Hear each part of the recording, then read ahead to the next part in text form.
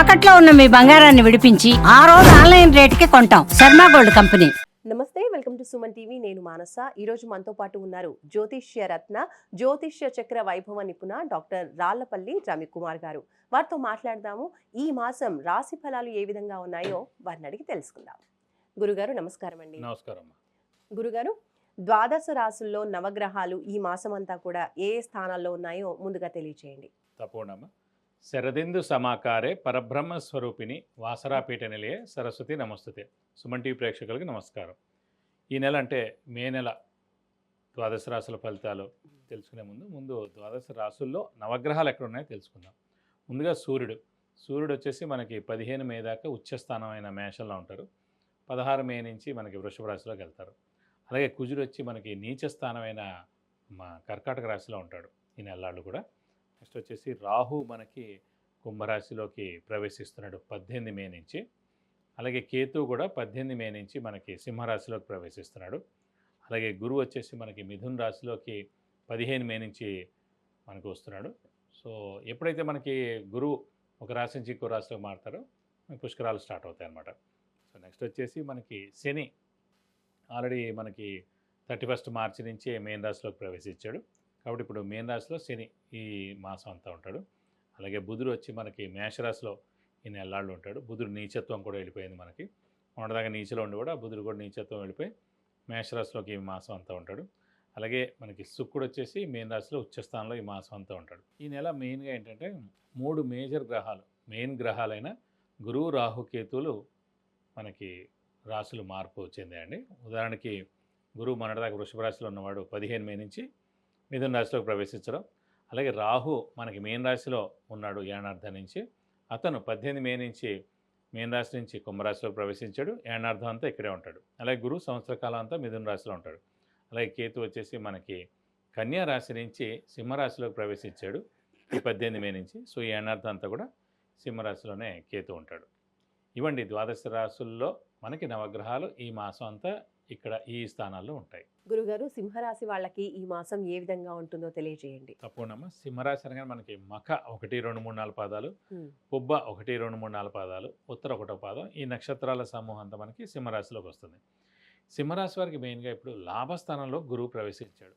సంవత్సర కాలం అంతా అక్కడ ఉంటాడు ఈ నెల 15 నుంచి. కాబట్టి లాభాన్ని చేకూరుస్తాడు గురువు. అలాగే రాశిలో కేతు ఉన్నాడు, సప్తమ స్థానంలో రాహు ఉన్నాడు, అష్టమ స్థానంలో మటుకు శని ఉన్నాడు. అంటే అష్టమ శని ప్రారంభమైంది వీళ్ళకి. కర్కటక రాశికి వెళ్ళిపోయింది, నెక్స్ట్ రాశి అయిన సింహరాశికి స్టార్ట్ అయింది. కాబట్టి ఈ అష్టమ శని 2.5 సంవత్సరాలు అక్కడ ఉంటారు.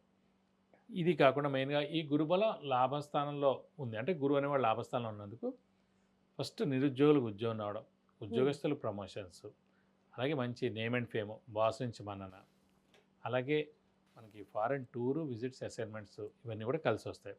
వ్యాపారస్తులకి పట్టిందల్లా బంగారం, కొత్త వ్యాపారం స్టార్ట్ చేసుకోవచ్చు, అలాగే ఎక్స్పాన్షన్కి వెళ్ళచ్చు. అలాగే అవివాహితులకు వివాహం, సంతానం లేని వారి సంతానం, నిరుద్యోగులకు ఉద్యోగం రావడం ఇవన్నీ కూడా జరుగుతాయి. అలాగే షూరిటీస్, స్పెక్యులేషన్స్ కలిసి వస్తాయి. అలాగే మధ్యవర్తిత్వం కూడా వహించవచ్చును. ఎప్పటి నుంచో ఆగిపోయిన పనులన్నీ కూడా తప్పకుండా నెరవేరుతాయి. గోల్డ్ కొంటారు, అలాగే వెహికల్ కూడా కొనేందుకు అవకాశం ఉంది. అలాగే మెయిన్గా పాత మిత్రులు కలవడం, అలాగే ఇంట్లో మెయిన్ అంటే శుభాలు అన్నీ కూడా జరుగుతుంటాయండి. కాబట్టి బంధువులతో కూడా మీ ఇల్లు కళకళలాడుతుంటుంది. తీర్థయాత్రలు చేయడం, గురువుని దర్శించడం, గురువు యొక్క బ్లెస్సింగ్స్ పొందడం, అలాగే సంఘంలో జరిగే కార్యక్రమాలన్నింటిలో కూడా ఖచ్చితంగా పాల్గొంటారు. అలాగే ప్రస్తుతం ఇవన్నీ కూడా గురువు సంబంధించింది శుభాలండి.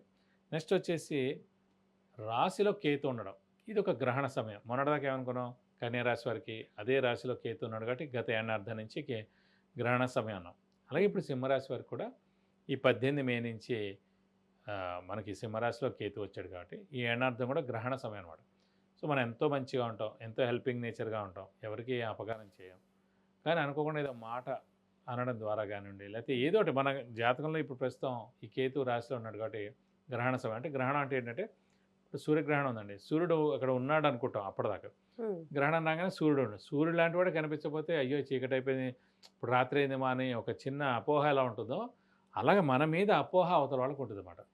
మన అంటే కరెక్ట్ వీడు ఇప్పుడే పెళ్ళి అవ్వడం, పెళ్ళి అయిన తర్వాత వీడు మాట్లాడట్లేదు అనడం, ఇదివరకు హెల్ప్ చేసేవాడు హెల్ప్ చేయట్లేదు అనడం, చూసి చూడనట్టుగా వెళ్ళిపోతాడో అలా ఏవో ఒకటి మన మీద అంటూ ఉంటారు. సో కాబట్టి ఏంటి ఏడాది కూడా మనం మౌనంగా ఉండడం ఉత్తమం. ఎవరికి ఏం చెప్పకుండా ఉండడం ఉత్తమం.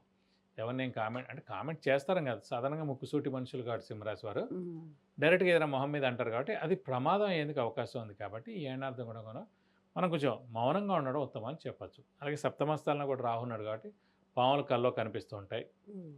అలాగే కొంచెం ఫైనాన్షియల్గా కూడా కొంచెం డబ్బు ఖర్చు ఎక్కువగా ఉంటుంది. ఈ అష్టమ శని కూడా నడుస్తుంది కాబట్టి అష్టమ శని రీచ్ ఏంటంటే ముఖ్యంగా స్థానచలనం అవ్వడం, అలాగే ఇల్లు మార్పు, ఉద్యోగ మార్పు, లేదంటే ట్రాన్స్ఫర్ అవడం, లేదంటే వేరే ఊళ్ళో జాబ్ రావడం, ఇలాంటివన్నీ జరిగేందుకు అవకాశం ఉంది. అలాగే అష్టమ శని నడుస్తుంది, కొంచెం వెహికల్ డ్రైవింగ్ జాగ్రత్తగా చేయాలి. డబ్బు ఖర్చు కూడా ఎక్కువగా ఉంటుంది. అలాగే కొత్త అప్పులు కూడా చేయాల్సి ఉంటుంది. బాకీలు వసూలు అవడానికి ఆలస్యం అవుతాయి. శ్రమ కాలం ధనం కొంచెం వ్యర్థమైంది కూడా అవకాశం ఉంటుంది అన్నమాట ఈ నెలలాళ్ళు. అలాగే మరి వివాహం, సంతానం గురించి తెలియజేయండి. తప్పకుండా వివాహ కారకుడు సాధారణంగా శుక్రుడు ఎవరికైనా సరే, అలాగే సంతాన కారకుడు గురువు అండి. కానీ ఇలాంటి శుభాలు ఏం జరిగినా కూడా గురువు అనే గ్రహం చాలా బాగుండాలి. గురువు మనకి 15 మే 2025 నుంచి సింహరాశి వారికి లాభస్థానంలో ఉన్నాడు. అది కూడా మిథున రాశిలో ఉన్నాడు. సంవత్సర కాలం అంతా కూడా అక్కడే ఉంటాడు కాబట్టి ఖచ్చితంగా ఈ సంవత్సర కాలంలో ఎప్పుడైనా సరే అవివాహితుల వివాహం అవడం, సంతానం లేని వారి సంతానం కలగడం ఖచ్చితంగా జరుగుతుంది. మన మానవ ప్రయత్నం మనం ఖచ్చితంగా చేయాలి. అలాగే మంచి మంచి సంబంధాలు కూడా ఇప్పుడు వస్తూ ఉంటాయి. తర్వాత చేసుకుందాం, ఇంకా టైం ఉంది, నా వయసు చిన్న అని చెప్పి పోస్ట్పోన్ చేయకండి. పూర్వం 5 నిమిషాల్లో అంటే 5 నిమిషాలు అంటే త్వరగా పెళ్ళిళ్ళు అవ్వడం గల కారణం ఏంటంటే తల్లిదండ్రులు ఏం చెప్తే అది చేసుకున్నారు కాబట్టి అయిపోయింది. ఇప్పుడు అలా కాదు, తల్లిదండ్రులు ఒప్పుకున్నా సరే పిల్ల ఒప్పుకోవట్లేదు, పిల్లాడు ఒప్పుకోవట్లేదు. సో అక్కడ తేడా వచ్చి డిలే అయిపోతామాట. ఒకసారి వయసు మనది పెరిగింది అనుకోండి, అప్పుడు దొరకడం చాలా కష్టం అవుతుంది. ఎందుకంటే ఒక 10-15 చూడాలి. అందులో ఫస్ట్ క్యాస్ట్, సబ్సెక్టు, గోత్రం, మెయిన్గా ఇది కాకుండా నక్షత్రం, మళ్ళీ జాతకంలో వివాహం, వివాహ పొంతన, సంతాన స్థానం, ఆరోగ్య స్థానం, ఆయుష్ స్థానం, అలవాట్లు ఉన్నాయా, డైవర్స్ ఉందా, సెకండ్ మ్యారేజ్ ఉందా, మళ్ళీ ఇన్ని డీప్గా వెళ్ళి చూడాలి. అంటే చూసేవాళ్ళు చెప్తున్నాను, చూడని వాళ్ళకి ఎలాగో ఏముండదు. ఇవన్నీ కుదరాలంటే రేర్ అన్నమాట.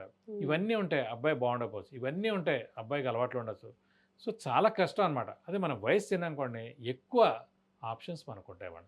సో చదువు అయిపోగానే మరి ఒక ఏడాది ఉద్యోగం అన్నారు. సో 23కి ఖచ్చితంగా ఉద్యోగం 1 ఇయర్ కూడా అయిపోతుంది కాబట్టి వెంటనే 23 or 24కి వివాహం చేస్తే అమ్మాయికి అయితే బెస్ట్. కనీసం 2.5 ఏళ్ళైనా గ్యాప్ ఉండాలి. గ్యాప్ ఉంటే కనుక బెస్ట్. కాబట్టి ఖచ్చితంగా సంతానం లేని వారి సంతానం కలుగుతుంది. అలాగే వివాహం కాని వారికి వివాహం ఖచ్చితంగా అవుతుంది. స్థానచలనం అయ్యే అవకాశాలు ఉన్నాయా గురుగారు వీరికి? స్థానచలనం అంటే ఇందాక చెప్పుకున్నట్టు అష్టమశనే కాబట్టి అష్టమశని అంటేనే స్థానచలనం. స్థానచలనం అంటేనే ఇల్లు మార్పు, ఉద్యోగ మార్పు, లేదా ట్రాన్స్ఫర్ అవడం, లేదంటే వేరే ఊరు వెళ్ళడం, వేరే ఊళ్ళో జాబ్ రావడం, సో మొత్తం మక్కం ఎత్తేయడం, లేదంటే ఎప్పటి నుంచో ఫారెన్కి వెళ్ళి సెటిల్ అవ్వాలనుకోవడం, ఫారెన్లో జాబ్ ట్రై చేస్తారనుకోండి, ఇది సరైన సమయం అనమాట. ఈ అష్టమశని స్థానచలనం అనేది డైరెక్ట్గా ఫారెన్ వెళ్ళేందుకే అవకాశం ఖచ్చితంగా చూపిస్తుంది. సో అలా కూడా ప్రయత్నించవచ్చు. ఈ మాసంలో ఇంకా బాగుండాలి అంటే వీళ్ళు ఏ పరిహారాలు పాటిస్తే బాగుంటుంది? అంటే ఈ రాశికి కూడా మెయిన్గా యోగకారకుడు, అదృష్టకారకుడు కుజుడే అయ్యాడండి, సేమ్ కర్కటక రాశిలో. కాబట్టి ఈ నెలలాడు మటు కుజుడు నీచిలో ఉన్నాడు కాబట్టి ఖచ్చితంగా సుబ్రహ్మణ్య స్వామి అష్టోత్తరం ప్రతిరోజు చదువుకోవడం, ప్రతి మంగళవారం ఉపవాసం ఉండడం ఈ నెలలాళ్ళు. అలాగే స్కందగిరి టెంపుల్ అని ఉంది, అక్కడ హోమం మరియు అభిషేకం మీ పేరు, నక్షత్ర, గోత్రాములతో చేస్తే మీకు అన్ని విధాలా మంచి చేకూరుతుంది. విద్య, ఉద్యోగం, వ్యాపారం, వాహన యోగం, గృహయోగం, ఇంకా ఇలాంటి ఎన్నో విషయాలకు సంబంధించి మీరు గురుగారి నుంచి అపాయింట్మెంట్ ద్వారా తెలుసుకోవాలి అనుకుంటే స్క్రోల్ అవుతున్న నంబర్కి కాంటాక్ట్ చేయండి. సింహరాశి వాళ్ళ రాశి ఫలితాలు తెలియజేసినందుకు ధన్యవాదాలు గురు. నమస్కారం.